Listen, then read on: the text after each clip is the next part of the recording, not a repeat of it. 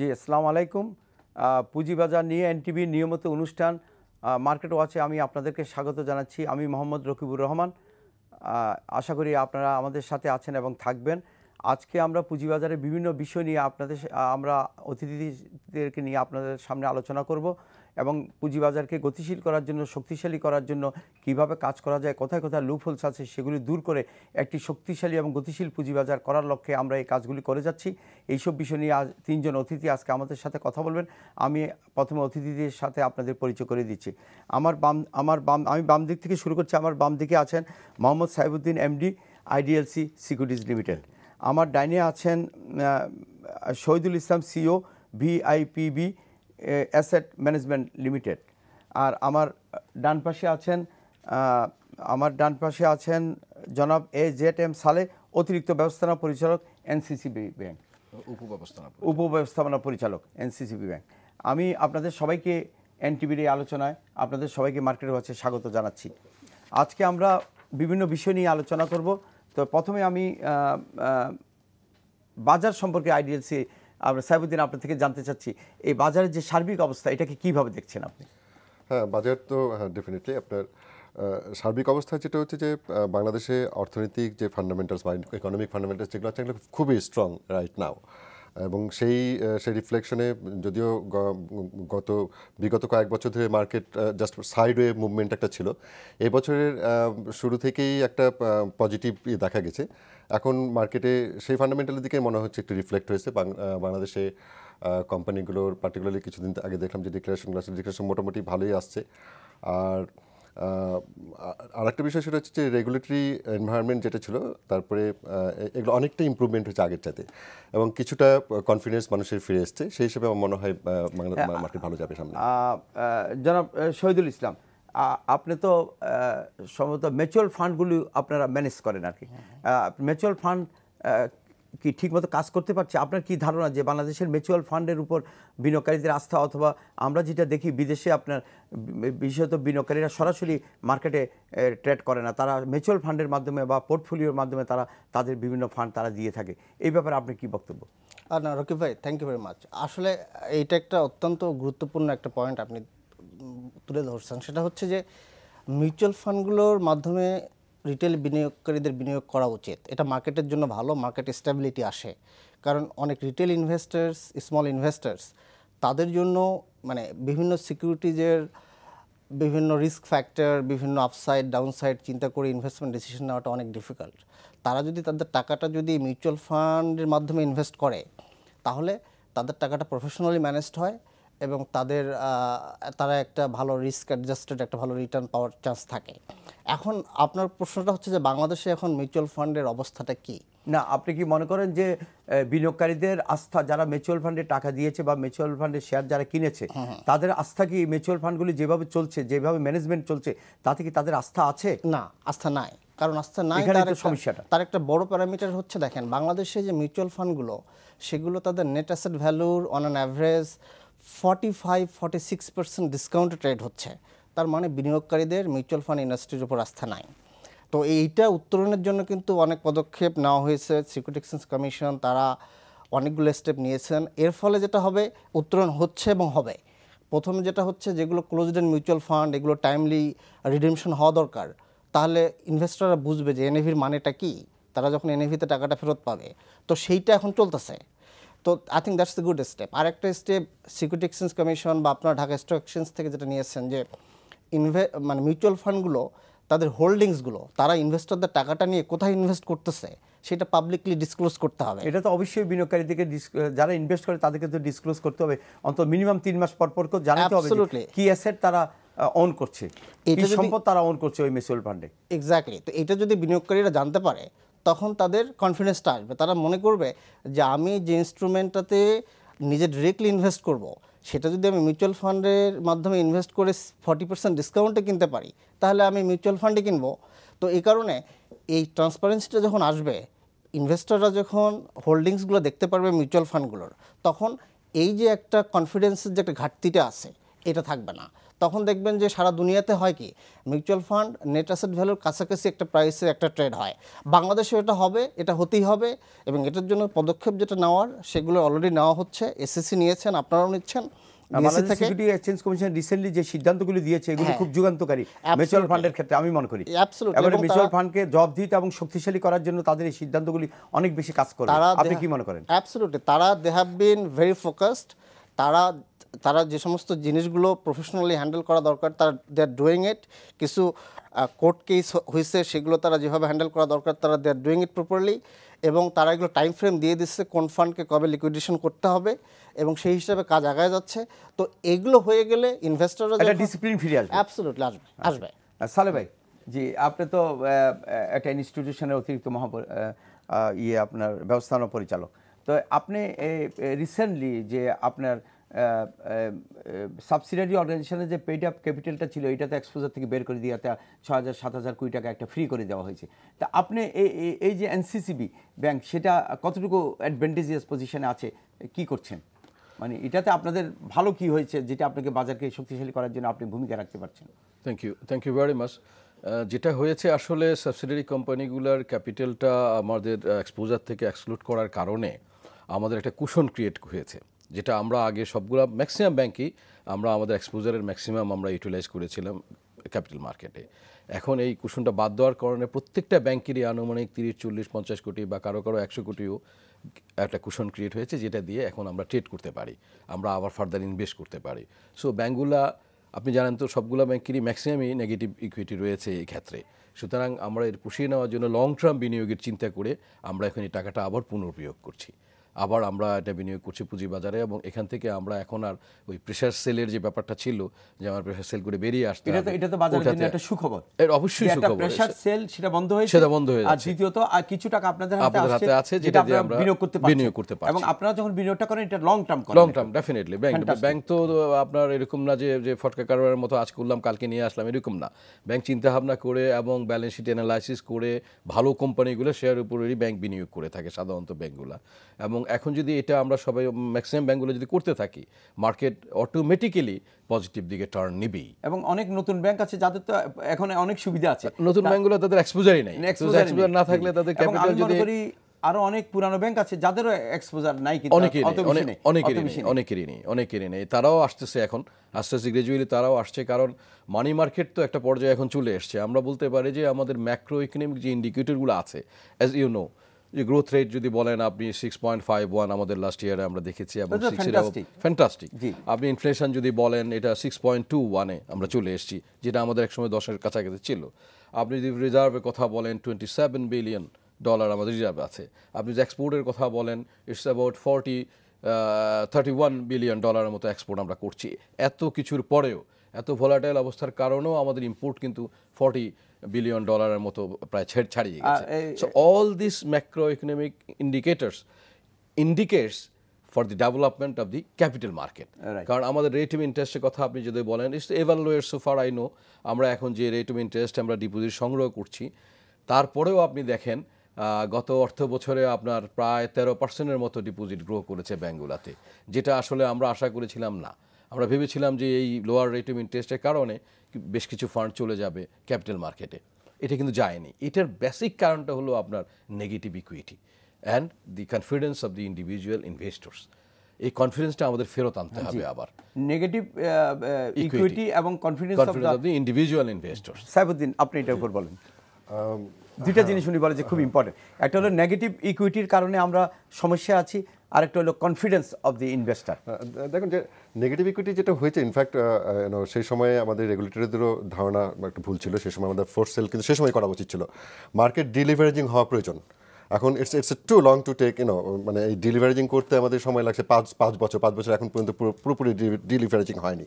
যে সমস্ত মার্জিন লোনগুলো ছিল সেই মার্জিন লোনগুলো লস সাফার করেছে, ব্যাঙ্কগুলো সেই লসগুলো তাদের বুকে নিয়ে এখন পর্যন্ত তারা এটা নিতে পারতেছে না বা নিচ্ছে না ক্যাপিটাল মার্কেটের। যে এই নেগেটিভ ইকুইটিটা ডিলিভারেজিং করতে দিতে হবে। এবং তাদেরকে এটা যত দ্রুত করবে আমি মনে করি ব্যাংকগুলো ততই ভালো। হ্যাঁ, এখন ধরেন এক্সপোজারের যে জিনিসগুলো বাংলাদেশ ব্যাংকের যে সমস্ত নিয়মকানুনগুলো তারা দিয়েছে, এই রেস্ট্রিকশন যেগুলো দিয়েছে বা দিয়েছিল, এগুলো অনেকটা রিল্যাক্স করেছে। এখান থেকে হয়তো একটু সময় পাবে, এই সময়ের মধ্যে হয়তো তারা ডেলিভারেজিং করে ফেলতে পারবে, কিংবা বুকে তার লস হয়তো তারা নিয়ে নিতে পারবে। তারপরেই তাদের এই বুক ক্লিনটা হলে পারে একদিকের প্রবলেম সলভ হলো। আর একটা হচ্ছে কনফিডেন্সের যে জায়গাটা, কনফিডেন্স তো আমার তো মনে হয় কনফিডেন্স ঠিক আছে, মার্কেটে সমস্যা আছে বলে আমার কাছে মনে হয় না। মানে কনফিডেন্সের মাঝে এখন কিছুদিন থেকে মার্কেটে একটু সাইডওয়ে মুভমেন্ট ছিল, এটা কিন্তু অস্বাভাবিক কিছু না। আর মার্কেটে আরও ভাইব্রেশনের জন্য ইনফ্যাক্ট ভালো ইস্যুতে থাকতে হবে। জি জি হ্যাঁ, আপনি যদি বলেন ইকোনমিক ড্রাইভারগুলো, উনি ইকোনমিক ইন্ডিকেটরগুলোর কথা বলেন, ডেফিনেটলি আপনার ইকোনমিক ইন্ডিকেটরগুলো খুবই স্ট্রং। আমরা এক্সপোর্ট গ্রোথ যদি বলি, আমরা যদি রেমিটেন্স গ্রোথ যদি বলি, আমরা ম্যানুফ্যাকচারিং সেক্টরে যদি গ্রোথ বলি, গার্মেন্টস সেক্টরে যদি গ্রোথ বলি, আমরা যদি বলি চায়নার যে বিশাল একটা ইকোনমি আসছে, তাদের নিজস্ব কনজামশনের যে রেডিমেড গার্মেন্টসের যে কনজামশন তাদের আসবে $300 বিলিয়ন, এটার একটা ভালো পোর্শন কিন্তু বাংলাদেশে আসবে। সাইফুদ্দিন, আপনাকে আরেকটা জিনিস আমি স্মরণ করে দিতে চাই।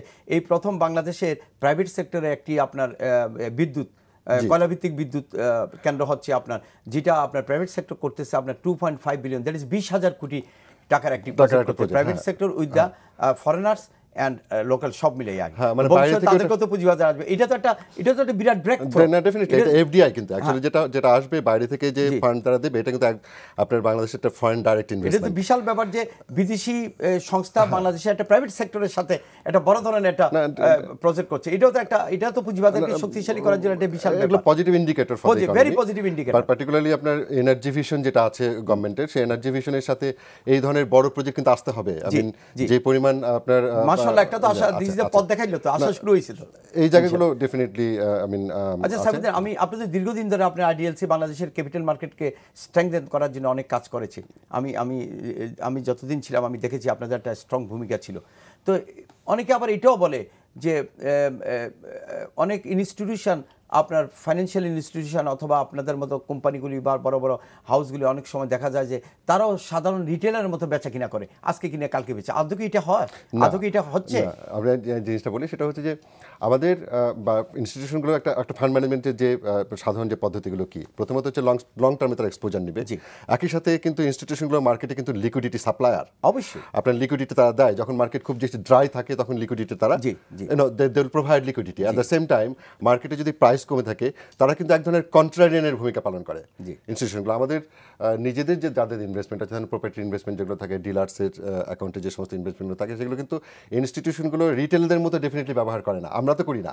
আমাদের যে ব্যাপারগুলো থাকে সেটা হচ্ছে যে ডেফিনেটলি মার্কেটে যখন বেশি ড্রাই থাকে তখন সাপ্লাই দিতে হয়, অবশ্যই, বিকজ অফ দ্য প্রাইস হচ্ছে। আর এখান থেকে মনে করেন আপনি কোন একটা কোম্পানির 10 লাখ শেয়ার কিনলেন, আপনি এট এ টাইম বিক্রি করবেন না, এট এ টাইম না, ডেফিনেটলি এটা তো 2% 3% আমি মার্কেটে দিলাম। আপনি যখন আদার দেন ক্যাপিটাল মার্কেট ফাইন্যান্স করেন সেটা তো লং টার্ম করেন, শর্ট টার্ম না। তো যে আমি 3 মাসের জন্য ফাইন্যান্স করেন না তো। হ্যাঁ, তাই হয়, এটাই ইন্ডাস্ট্রিয়ালাইজেশন তো লং টার্ম হয়। হ্যাঁ, না সে তো বটেই। এখন ধরেন 100 কোটি 200 কোটি টাকার বা 300 কোটি 400 কোটি টাকার একটা ফান্ড, সেই ফান্ডটার কিন্তু প্রতিদিনই কিন্তু 10-20 কোটি টাকার ট্রেড কিন্তু হবে। জি হ্যাঁ, সেটা যেমন হবে মার্কেট যখন ড্রাই থাকবে, কোন স্টকের ড্রাই থাকে মানে কি প্রাইস বেড়েছে, তখন ওখান থেকে একটা মানে হেড অ্যান্ড শোল্ডার্স যেগুলো সেগুলো কিন্তু নেবে, কিন্তু সেটা তো 100% দিয়ে না, সেটা 2-3% অফ দ্য টোটাল পোর্টফোলিও হয়তো মার্কেটে ট্রেডটা হবে। এটা স্বাভাবিক, এটা আমি অস্বাভাবিক লেনদেন মনে করি না।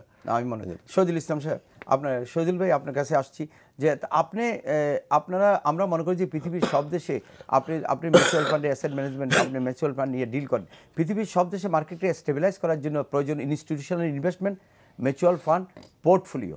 এগুলি হলো পৃথিবীর 70%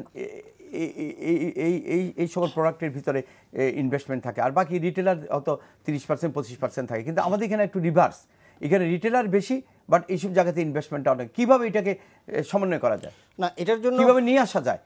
যে যারা অ্যাকচুয়ালি বুঝে না, যারা না বুঝে বিনিয়োগ করে, যারা একেবারে সময় দিতে পারে না, তারা রিটেলার না হইয়া সরাসরি বিনিয়োগ না করে কীভাবে পোর্টফোলিওর মাধ্যমে যেতে পারে, কীভাবে একটা ইনস্টিটিউশনকে বিশ্বাস করতে পারে, কীভাবে মিউচুয়াল ফান্ডে তারা বিনিয়োগ করতে পারে, এটা কীভাবে নিয়ে আসা যায়? না এটার জন্য যে সমস্ত প্রতিষ্ঠান আছে এগুলো, যারা অ্যাসেট ম্যানেজমেন্ট কোম্পানিজ বা যারা ইনভেস্টরদের পার্সোনাল ডিসক্রিপশনের পোর্টফোলিও ম্যানেজ করেন, তারা তাদের প্রফেশনালিজমটা দেখাতে হবে, তাদের ইন্টিগ্রিটিটা ইনভেস্টরদেরকে দেখাতে হবে, কনফিডেন্স আনতে হবে তাদের।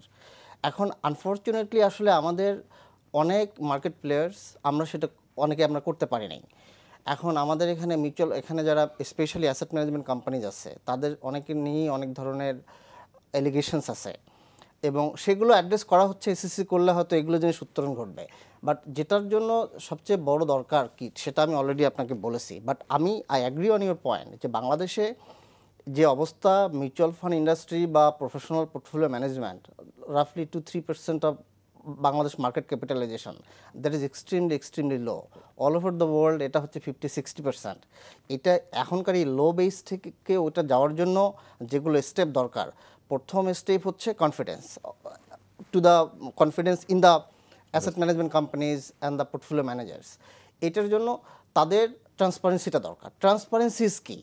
এখন আমি ইনভেস্টরদের কাছ থেকে টাকা নেব, মানুষের টাকা নিয়ে আমি কোথায় ইনভেস্ট করব সেটা যদি আমি মনে করি ইটস ব্ল্যাক বক্স, সেটা আমরা কাউকে দেখাবো না, না, এটা তো হয় না। তাহলে তো হয় না, না। তাহলে তো কনফিডেন্সটা আসবে না, কনফিডেন্স আসবে না, সে সিদ্ধান্ত নিতে পারবে না, সে টাকাও দিবে না আমাকে, রাখবে কি রাখবে না, কন্টিনিউশন করবে কি করবে না আপনার এই মিউচুয়াল ফান্ডে।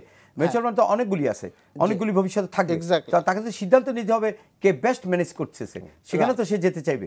অতএব তাকে ট্রান্সপারেন্সির জন্য আপনি প্রতি 2 মাস 3 মাস পর পর তো আপনার ওখানে কি অ্যাসেট আছে, কি নেগেটিভ কি প্লাস আছে সব তো আপনাকে 3 মাস ডেফিনেটলি, মানে 3 মাস আরো ফ্রিকোয়েন্টলি হলে ভালো, বাট 3 মান্থস যেটা ডিএসসি রিকোয়ারমেন্ট সেটা দিতে হবে, এটা দিতে হবে, এটা ডিসক্লোজ করতে হবে, এটা ইনভেস্টরদেরকে এটা দেখতে হবে, বুঝতে হবে, অ্যানালাইজ করতে হবে, দেন দে ক্যান টেক ডিসিশনস যে তারা কোন অ্যাসেট ম্যানেজমেন্ট ইনভেস্ট করবে। আরেকটা জিনিস হচ্ছে কি, সারা দুনিয়াতে মিউচুয়াল ফান্ড ইন্ডাস্ট্রি হচ্ছে dominated by open ended mutual funds. এটাতে সুবিধাটা হয় কি, ইনভেস্টররা নেট অ্যাসেট ভ্যালুতে তারা মার্কেট ওই ফান্ডটা কিনতে পারে, এক্সিটও পায়। আর আমাদের দেশে হচ্ছে it has been dominated by closed end mutual fund. এই মডেলটা থেকে সরে আসতে হবে, এটা ওপেন এন্ডেড ফান্ড হতে হবে। তাহলে ইনভেস্টররা ওকে ফাইন, আমি আপনাকে বিশ্বাস করতে পারতেছি না অ্যাসেট ম্যানেজমেন্ট কোম্পানি, আপনার ডিসক্লোজার নাই, আপনার পারফরমেন্স খারাপ, আমি আপনার ফান্ড থেকে এক্সিট নেব অ্যাট নেট অ্যাসেট ভ্যালু। অবশ্যই। কিন্তু আমাদের মিউচুয়াল ফান্ড মডেলটা হচ্ছে ক্লোজড এন্ড ফান্ড, এটাতে সেই সুযোগটা থাকতেছে না, তারা নেট অ্যাসেট ভ্যালুতে ইনভেস্টররা এক্সিটটা করতে পারতেছে না। সুতরাং এখান থেকে এই উত্তরণটা হতে হবে। এই কারণে কিন্তু এসিসি যেটা করছে, যে সমস্ত ক্লোজড এন্ড মিউচুয়াল ফান্ডগুলো টার্ম শেষ হয়ে যাচ্ছে, SEC has given an option যেগুলো তোমরা ওপেন এন্ডে কনভার্ট করতে পারবা। আই থিংক ইজ যুগান্তকারী সিদ্ধান্ত, এটা যুগান্তকারী একটা সুযোগ দিয়েছে আপনাকে, এটা ভালো সুযোগ দিয়েছে টু স্টেবিলাইজ দ্য মার্কেট, এবং করতেছে আইসিবির কিন্তু ফান্ডগুলো সেগুলো ওপেন এন্ডে কনভার্ট হয়ে যাচ্ছে। তো এই ওপেন এন্ডেড ফান্ড ডোমিনেটেড ইন্ডাস্ট্রিটা যখন হবে, এই ট্রান্সপারেন্সিটা যখন আসবে, তখন দেখবেন আস্তে আস্তে কনফিডেন্সটা এটা চলে আসবে। আরেকটা হচ্ছে অ্যাসেট ম্যানেজমেন্ট কোম্পানিগুলোতে প্রফেশনালিজম দরকার, কোয়ালিফাইড লোকজন দরকার, জবাবদিহিতা এবং প্রফেশনালিজম এবং সৎ অনেস্ট হতে হবে, কারণ সে ম্যানেজ করে, সে ফান্ডটা ম্যানেজ করে, এখানে তো কারো কোনো দ্বিমত নেই, এটা করতেই হবে আপনাকে, তাদের কোয়ালিফাইড লোকজন দরকার অবশ্যই, না হলে তো সে ভালো করতে পারবে না। সালেহ ভাই, আমরা অনেকে বলে যে বাংলাদেশের অর্থনীতির যে বিকশমান অর্থনীতি, যে একটি স্থায়িত্ব অর্থনীতি এবং যে অর্থনীতির যে গতি, সে তার একটা রিফ্লেকশন মার্কেটে হচ্ছে না, মানে অনেকে বলে যে এটা রিফ্লেকশনটা মার্কেটে আমরা দেখতে পাচ্ছি না, এটা কারণটা কি? রিফ্লেকশনটা আসলে দেখতে পাচ্ছি না এটা বলা ঠিক হবে না। আপনি যদি দুটো মার্কেটের কথা আমরা যদি বলি, money market and capital market, money মার্কেটে যেটা ইজ ভেরি ক্লিয়ার রিফ্লেকশনটা, আমরা একটু আগে আমরা আলাপ করেছি যে all the indicators are positive, everything is going in positive way, সেখানে কোনো রকম কোনো সমস্যা নেই। প্রবলেমটা আমাদের একটু রয়েছে ক্যাপিটাল মার্কেটে। আপনি দেখেন পৃথিবীর সব দেশেই ইকোনমিক ডেভেলপমেন্টটা কিন্তু ডিপেন্ড করে লিস্টেড কোম্পানিগুলোর পারফরমেন্সের উপর 100%। এটা কিন্তু শুধু মানি মার্কেট দিয়ে আমি কিন্তু পারবো না, আমাকে ক্যাপিটাল মার্কেটে যে কোম্পানিগুলো লিস্টেড আছে তাদের তাদের পারফরমেন্সের উপর আমার ইকোনমিক ডেভেলপমেন্ট কিন্তু বেসিক্যালি নির্ভর করে।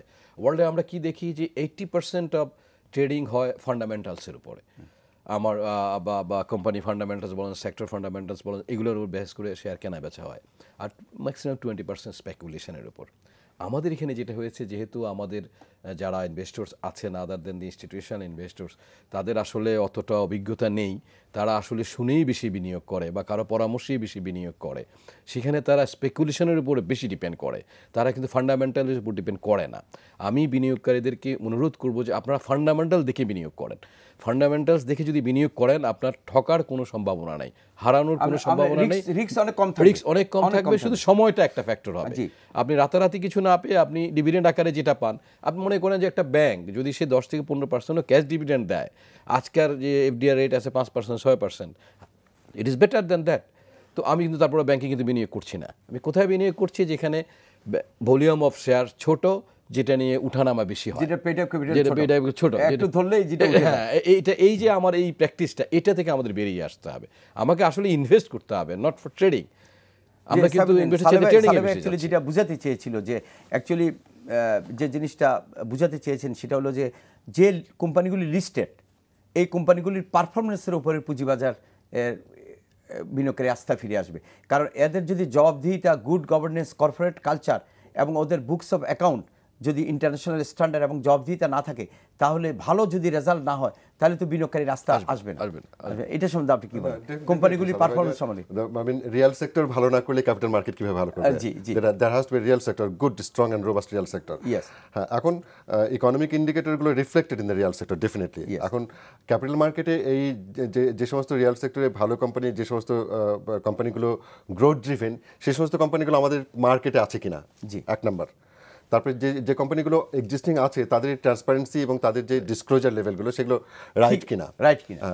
আচ্ছা, 3 নাম্বার হচ্ছে যে ও আমাদের পাশে আরেকজন শহীদুল ইসলাম সাহেব যেটা বললেন, সেটা হচ্ছে যে এই ক্যাপিটাল মার্কেটে যে ইনভেস্টমেন্ট করবে, এটা ইনফর্ম ডিসিশন, রেশনাল ডিসিশন হবে কিনা, এটা ডিপেন্ড করে কিন্তু ইনস্টিটিউশনালাইজড ফান্ড ম্যানেজমেন্টের ওপর।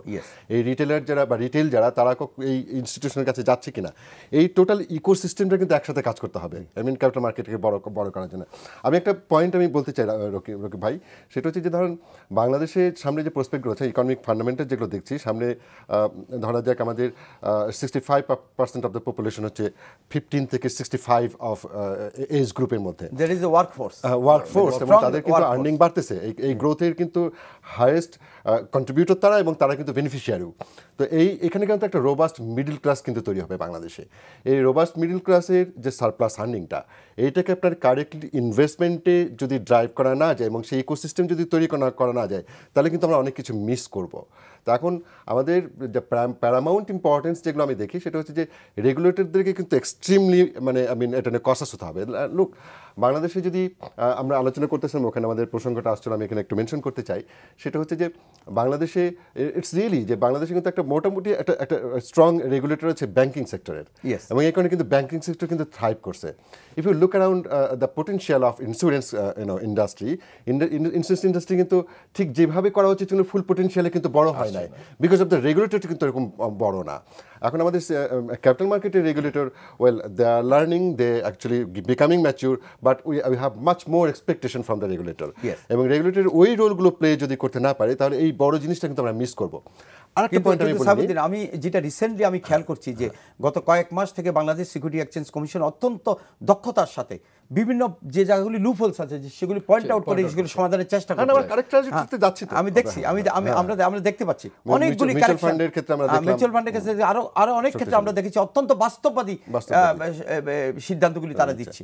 আমার মনে হয় এটা অত্যন্ত একটা ভালো দিক আমাদের জন্য, সবার জন্য। আরো শক্তিশালী হতে হবে, বাট তারা তো ডেফিনেটলি ভালো করতেছে। বাট এখানে তাদের আচ্ছা, মিউচুয়াল ফান্ডের আরেকটা জিনিস আমি একটু নিয়ে বলে রেখেছি, সেটা হচ্ছে যে ওখানকার অ্যাকাউন্টেবিলিটি তো ডেফিনেটলি আপনার ছোটো এখন 3% অফ দ্য টোটাল মার্কেটের আপনার মিউচুয়াল ফান্ড আন্ডারে ম্যানেজ করা হয় বা হয়। এটা এই সামনের যে পোটেনশিয়ালটা আছে, এটা নিতে গেলে পারে আরও রেগুলেশন কিন্তু শক্তিশালী হতে হবে মিউচুয়াল ফান্ডের। ধরা যাক ট্রানজ্যাকশন লেভেল পর্যন্ত কিন্তু যেতে হবে। আমাদের ট্রাস্টির রোলটা এখন পর্যন্ত কিন্তু খুব বেশি পরিষ্কার না, আমাদের ট্রাস্টির কি কাজ করে মিউচুয়াল ফান্ডের যে তারা ইকুইপড না, বুঝতে পারছি, এদেরকে আরো মিউচুয়াল ফান্ডগুলো যে ট্রেড করে, এই ট্রেডটা কিভাবে করতেছে, যেটা সালেহ ভাই বলতে চেয়েছিলেন যে অ্যাকচুয়ালি ইমোশন, হিউমার অথবা একজনকে জাস্ট ফলো করে কি শেয়ার কিনতেছে ওইদিকে ঝাঁপাই পড়া, মানে কোম্পানিকে না দেখে, না বুঝে, কোম্পানির পারফরমেন্স না দেখে, কোম্পানির অতীত ইতিহাস না দেখে, ভবিষ্যতে কি এক্সপেনশন হবে না দেখে, এই কোম্পানির ভবিষ্যৎকে এগুলি না দেখে অনেকে বিনিয়োগ করে ফেলেন। এই ধরনের বিনিয়োগ তো অনেক বিনিয়োগকারীকে পরে হতাশায় নিয়ে না, এক্স্যাক্টলি, এগুলো তো বিনিয়োগ না। আপনি যখন রিউমার বেসড বিনিয়োগ করবেন, আরেকজনের কথা শুনে করবেন, একটা বিনিয়োগ হচ্ছে কি, মানে আপনি আপনার you are putting your money at stake. Yes, this is your money, this your money, profit yours and loss also yours. Absolutely. So আপনাকে ডিউ ডিলিজেন্স করতে হবে, এবং সেই ডিউ ডিলিজেন্সটা হচ্ছে অনেক ব্যাপক। একটা কোম্পানির প্রফিটেবিলিটিকে ইম্প্যাক্ট করতে পারে, there can be hundreds of factors, তাই না? এখন সেগুলো আপনাকে সবই দেখতে হবে। আপনাকে দেখতে হবে টোটাল দেশের ইকোনমিক পটেনশিয়ালস দেখতে হবে, ম্যাক্রো ইকোনমিক ইন্ডিকেটরস দেখতে হবে, ওই কোম্পানির ফান্ডামেন্টালস দেখতে হবে, ওই কোম্পানি কোন সেক্টরে কাজ করতেছে, ওই সেক্টরের ভবিষ্যৎটাও দেখতে হবে, ভবিষ্যৎটা কি, বা ওর এক্সপেনশনও দেখতে হবে, ওর গ্রোথ দেখতে হবে, এক্স্যাক্টলি, ইনকাম দেখতে হবে, কম্পিটিটিভ এনভায়রনমেন্টটা দেখতে হবে, কস্ট স্ট্রাকচারটা দেখতে হবে। এগুলো দেখার পরে আলটিমেটলি ইনভেস্টররা যখন একটা কোম্পানির শেয়ার কিনে তারা কি হয়, কোম্পানির ডিভিডেন্ড পায়। এবং একটা কোম্পানির শেয়ারের যে ফান্ডামেন্টালি ভ্যালুটা কি, মানে expected present value of the all future dividend. একটা কোম্পানি কখন ডিভিডেন্ড দিতে পারে, যখন এটা প্রফিট করবে। এবং সেই প্রফিটটা কখন করবে, যখন কোম্পানি ভালো ব্যবসা হবে। কিন্তু আরেকটা জিনিস হচ্ছে, এগুলো সবই ফান্ডামেন্টালস ফ্যাক্টর দেখতে হবে। কিন্তু আমাদের দেশের এই আলোচনা থেকে একটা জিনিস যেটা উঠে আসছে সেটা হচ্ছে, even if that is fine, একটা কোম্পানিজ মানে আমাদের ইকোনমিক, আমরা সবাই কিন্তু বললাম যে দেশের economic fundamentals are very solid, macro economic indicators are very good. তারপরে এখন কিছু কোম্পানি তারা ইনভেস্টররা সেগুলোতে ইনভেস্ট করতেছে না কেন? কারণ ইনভেস্টররা ওই কোম্পানি যে নাম্বারসগুলো রিপোর্ট করে সেটার উপর কনফিডেন্স নাই। যে প্রফিটটা রিপোর্ট করতেছে ওই ফাইন্যান্সিয়াল স্টেটমেন্টসের উপর আপনার ইনভেস্টরদের কনফিডেন্স নাই। সেটা আনতে হবে। সেটা যখন আনতে গেলে এটার জন্য আমাদের যে বাংলাদেশ গভর্নমেন্ট যে ইনিশিয়েটিভটা নিয়েছে হচ্ছে একটা ফাইন্যান্সিয়াল রিপোর্টিং অ্যাক্ট নামে একটা আইন করা। That is a fantastic decision. এটা একটা যুগান্তকারী জিনিস। এইটার যখন এই জিনিসটা যখন ইমপ্লিমেন্ট হবে, এই জিনিসটা যখন অপারেশনালাইজ হবে, তখন হবে কি, যারা অ্যাকাউন্টিং প্রফেশন, যারা অডিট প্রফেশন, যারা কর্পোরেট এক্সিকিউটিভ, তাদের একটা অ্যাকাউন্টেবিলিটি, একটা জবাবদিহিতার মধ্যে আসবে। তখন তারা যে ফাইন্যান্সিয়াল স্টেটমেন্টে যে নাম্বারসগুলো রিপোর্ট করবে, এগুলো ইনভেস্টররা তখন বিশ্বাস করা শুরু করবে 100%। বিশ্বাস করার পরে তখন দেখবেন যে তাদের কনফিডেন্স আসবে, তারা কোম্পানিগুলোতে ইনভেস্ট করবে। এখানে আসার আগে আরেকটা জিনিস বলতেছিলাম রকিব ভাই, সেটা হচ্ছে আমরা একটা কাজ করি, অনেকক্ষণ ধরে কয়েকজন দর্শক অপেক্ষা করছে আমাদেরকে ফোনে কথা বলার জন্য। প্রিয় দর্শক, আপনার নামটি বলে প্রশ্নটি করুন। হ্যালো। জি স্যার, এখানে আপনারা সবসময় বলে যাচ্ছেন যে কোম্পানি গ্রোথ এবং কোম্পানির ফান্ডামেন্টাল দেখে আমরা বিনিয়োগ করব। আপনাদের কথাই মানলাম। এখন আমি বলতে চাই যে কিছু ব্যাংকিং সেক্টর যেটা 10 টাকার নিচে ফেস ভ্যালু নিচে নেমে লেনদেন হচ্ছে, গত 4 মাস ধরে 10 পয়সা দাম বাড়তেছে না, এমন একটা কোম্পানি আছে ন্যাশনাল ব্যাংক। এটাতে বিনিয়োগ করা, বা আমি করি নাই, অনেক বিনিয়োগকারী বিনিয়োগ করে বসে আছে, কিন্তু 10 পয়সার বেশি এখন পর্যন্ত দাম বাড়ে নাই। আপনি কি মনে করেন এই কোম্পানিটা ফান্ডামেন্টাল নয়, নাকি উপস্থিত যারা আসছে তারা কি মনে করে ফান্ডামেন্টাল বলতে কি বোঝানো হয়েছে? না, আপনি যে পার্টিকুলার একটা ব্যাংকের কথা বলেছেন, অসুবিধা নেই, উনি বলছেন এটা 10 টাকার নিচে আছে। হ্যাঁ, এটা 10 টাকার নিচে আছে এবং এই ব্যাংকটা কিন্তু অনেক পুরনো ব্যাংক। আপনি ফান্ডামেন্টাল যদি হিসাব করেন, ব্যাংকটা তো খারাপের দিকে কিছু না। আপনি টোটাল অ্যাসেট যদি চিন্তা করেন ব্যাংকটার, এটা কিন্তু ভালো। প্রশ্ন হলো যে সাময়িক যদি এই উঠানামা করে, এই সাময়িক এফেক্টটা দেখে যদি আমরা সিদ্ধান্ত নিতে যাই, তাহলে তো আমাদের কিছুটা ভুল হবে। আর ব্যাংক টু ব্যাংক তো ভ্যারি করে, সব ব্যাংকই তো একই মাত্রা একই অবস্থানে থাকে না। উনি যে লং টার্মে যদি বিনিয়োগ করেন, আপনি যে ডিভিডেন্ড পে আউট, হ্যাঁ, যে ডিভিডেন্ড আছে, এটা দিয়ে তো অনায়াসে আপনি বেরিয়ে আসতে পারবেন, সমস্যা থাকার কথা না। আপনি একটু লং টার্ম আপনি চিন্তা করতে হবে। লং টার্ম চিন্তা করলে কিন্তু এটা থেকে আপনার বেরিয়ে আসা যথেষ্ট সুযোগ রয়েছে এবং এটা থেকে আপনার লাভ করারও যথেষ্ট সুযোগ রয়েছে। ন্যাশনাল ব্যাংকও এখন রিফর্মের মধ্যে যাচ্ছে, আপনারা জানেন, ভেরি রিসেন্টলি একটু চেঞ্জ হয়েছে ওনাদের, যার জন্য হয়তো মার্কেটে একটু চেঞ্জ এসছে। আমরা তো শর্ট টার্ম চিন্তা করি, এই শর্ট টার্ম চিন্তাটা না করে যদি একটু লং টার্ম চিন্তা করি, তাহলে কিন্তু প্রবলেম হবে না। আমার কেন জানি মনে হয় আর্থিক প্রতিষ্ঠানগুলোর যদি paid up pricing is paid up ক্যাপিটালের নিচে থাকে, আমার মনে হয় ওগুলি তো লুক্রেটিভ। হ্যাঁ জি, সাইবুদ্দিন জি, এটা অনেক লুক্রেটিভ।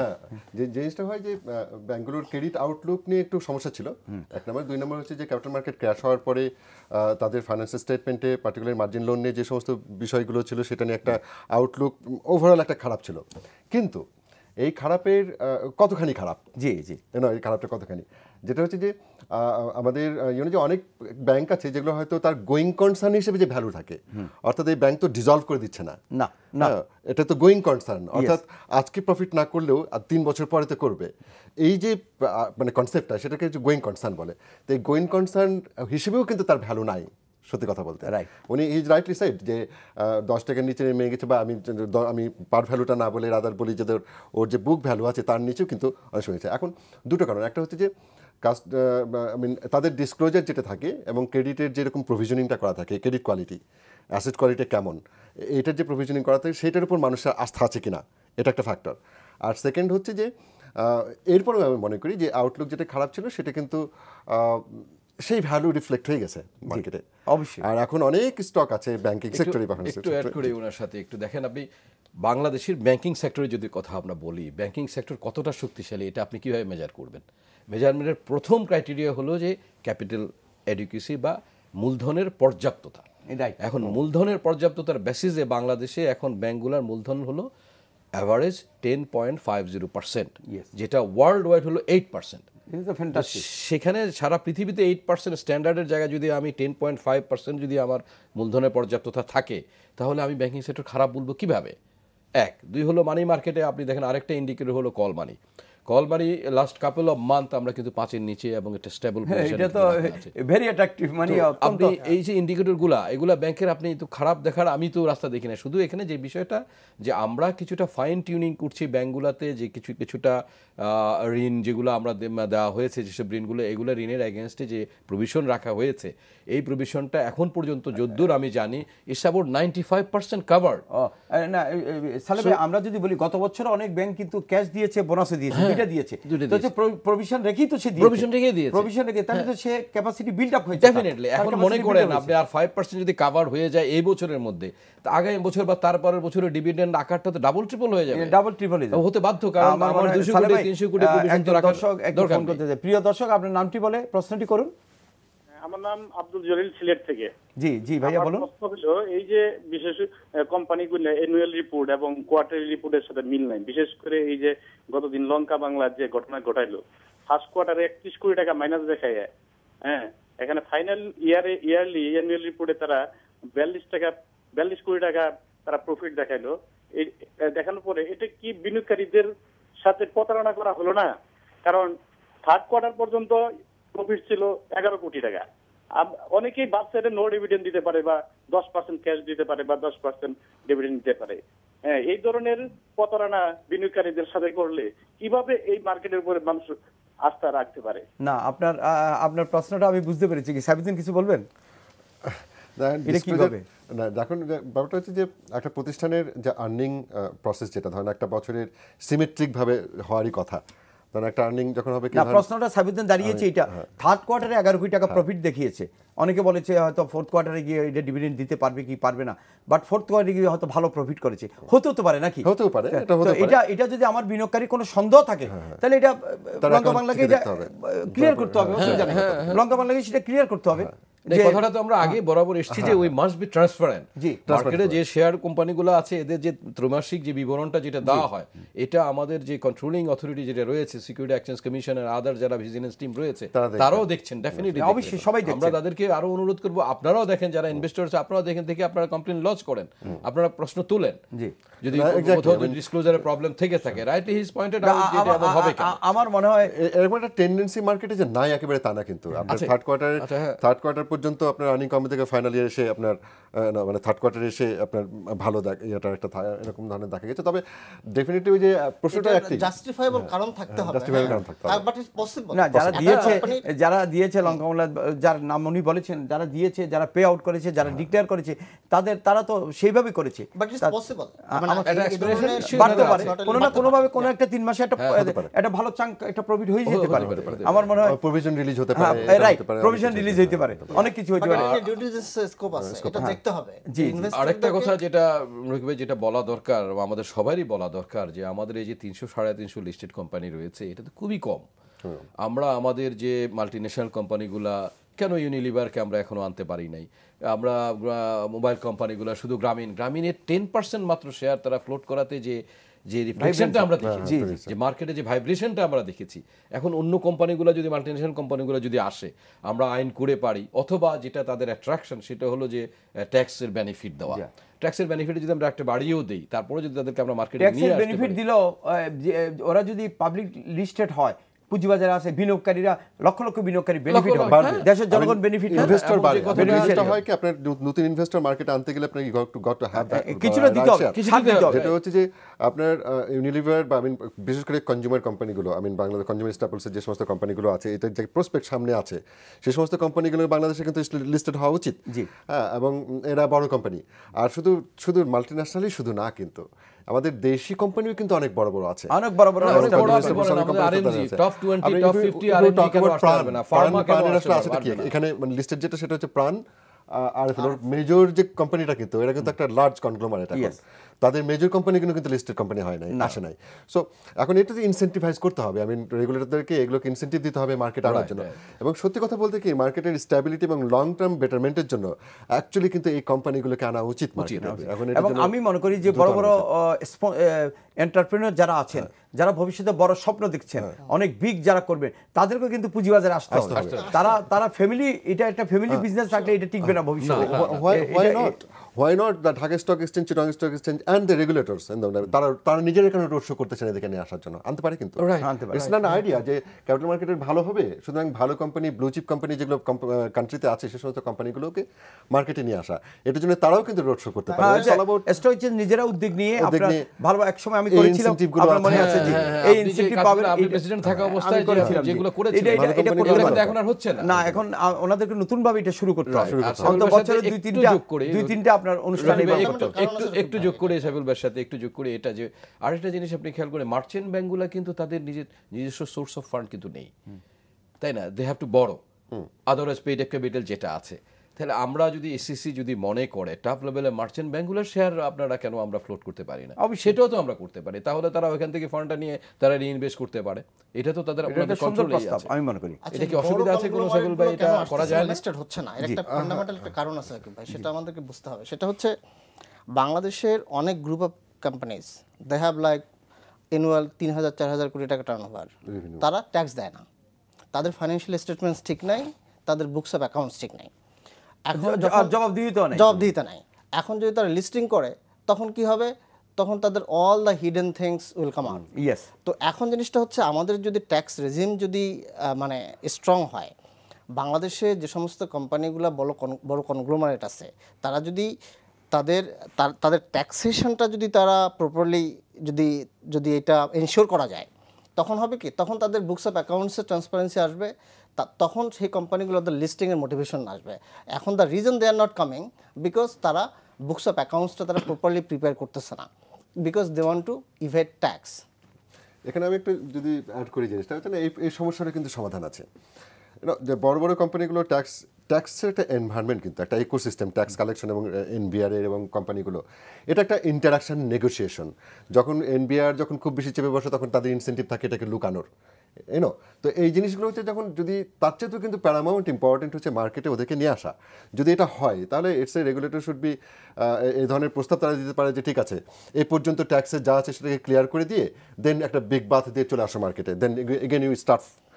ফ্রেশ এই ধরনের অনেক কিছু পলিসি কিন্তু আনতে পারে এই সমস্যাগুলো সমাধান করার জন্য আমার কাছে যেটা মনে হয় তবে এটা জটিল সমস্যা ট্যাক্সের যে প্রবলেমটা এটা একটা রিয়াল এবং এই প্রবলেমের কারণে অনেকে হয়তো আসতেও চাই কিন্তু এই ট্যাক্সের যে আগের যে বিষয়টা ছিল ট্যাক্স বিভিন্ন সময় হিডেন ছিল তাদের বিভিন্ন এইটাকে তারা সামনের দিকে আনতে চায় না এই কারণে তারা ডিমোটিভেটেড হয়ে পড়ে আপনার স্টক মার্কেটে আসতে সত্যি কথা আমাদের এটা নিয়ন্ত্রক সংস্থা বা আপনি সরকারের কিন্তু পলিসির মধ্যেই এটা আনতে হবে এবং সামটাইমস এটাকে তাকে কম্পেল করতে হবে টু বি আনলিস্টেড এই কম্পেলটা পৃথিবীর অন্যান্য জায়গায় তো আছে কোম্পানিগুলো যেখানে কাজ করে ওটা কিন্তু পৃথিবীর অনেক জায়গায় কিন্তু তারা আনলিস্টেড তো আমার এখানে যখন করবে আমরা তখন এটা একটা পার্টিকুলার পার্সেন্টেজ অফ শেয়ার আমার অ্যানালিস্ট করে ট্রিট করতে হবে এই জিনিসটা যদি আমরা বলে রাখি আগে থেকে এটা হতে পারে আর আপনি যে কথাটা বললেন ট্যাক্স বেনিফিটের ব্যাপারটা হতে পারে এটা বা গভর্নমেন্ট যদি চায় এবং কন্ট্রোলিং অথরিটি আমরা যেটা আলাপ করছিলাম দেখেন মানি মার্কেট যদি এই পর্যন্ত ঠিক করে আসতে পারে কন্ট্রোলিং অথরিটি বাংলাদেশ ব্যাংক তাহলে ক্যাপিটাল মার্কেটের কন্ট্রোলিং অথরিটি এসসিসি